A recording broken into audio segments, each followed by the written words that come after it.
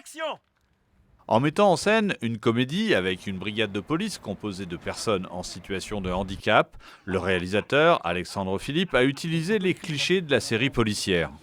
Au scénario, déjà, j'ai essayé d'avoir des partitions fortes pour chaque personnage. C'est-à-dire que là, dans cet épisode final, j'ai un moment de bravoure, d'action, et chaque personnage se sert de son handicap comme une force pour déjouer le plan des méchants.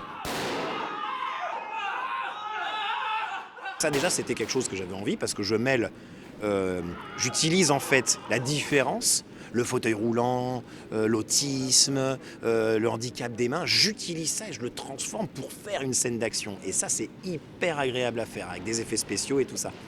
Les comédiens sont amenés à pratiquer l'autodérision autour de leur propre handicap, un procédé qui banalise les différences.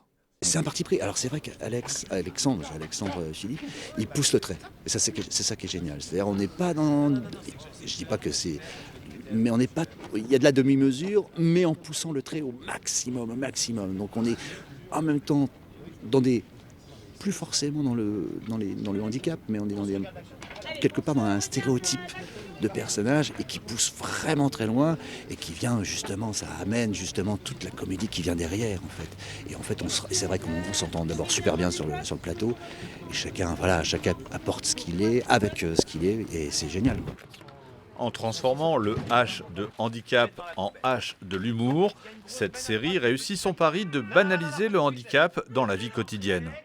Ça marche super bien, on est vraiment super content de ce qu'on a, le casting est top, tout fonctionne, la brigade on sent qu'on a vraiment une unité, même entre les comédiens, et ça marche super bien, vous allez voir, j'espère que vous allez vous marrer, mais enfin nous déjà on se marre vraiment.